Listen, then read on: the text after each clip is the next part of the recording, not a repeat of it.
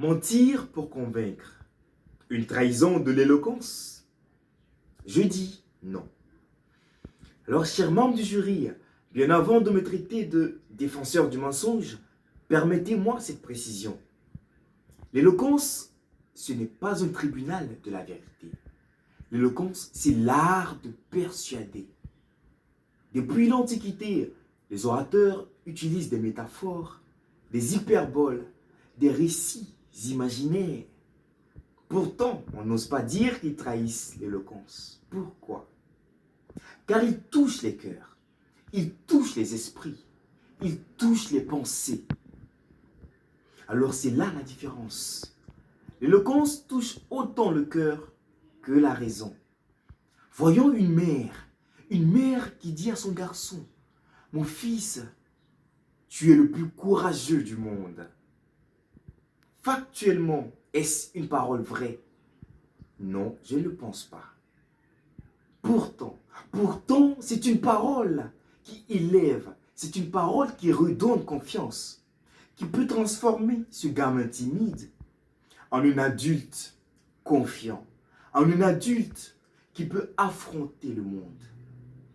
Chers membres du jury, ne confondons donc pas mensonge manipulateur et fiction persuasive. L'éloquence n'est pas un procès verbal, c'est la rencontre entre les idées et les émotions. Les plus grands discours de l'histoire sont souvent marqués par des images. On parle de montagnes à déplacer, on parle de murs à abattre, de chaînes à briser.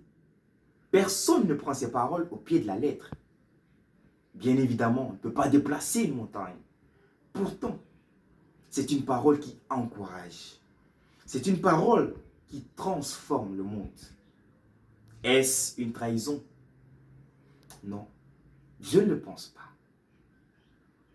Chers membres du jury, une parole peut être factuellement imparfaite et moralement juste.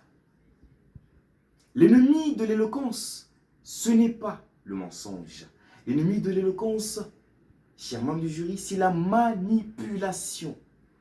L'ennemi de l'éloquence, ce n'est pas l'invention. Non, c'est l'intention. Laissez-moi donc terminer par cette réflexion qui nous dit que l'éloquence ne se mesure pas à l'exactitude des mots. Elle se mesure plutôt à leur capacité à toucher les cœurs, toucher les esprits.